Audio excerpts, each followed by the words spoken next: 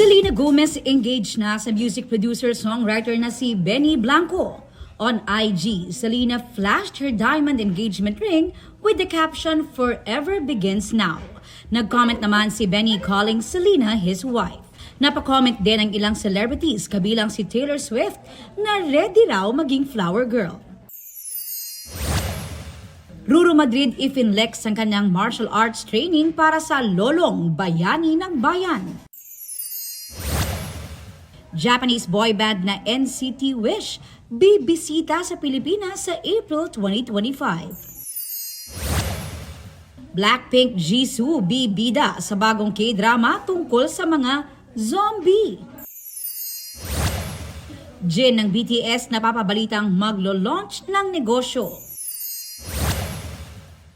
Aso ni BTS Jungkook na si Bam may YouTube channel na. Aubrey Carampel nagbabalita para sa GMA Integrated News. Huwag magpahuli sa mga balitang dapat niyong malaman.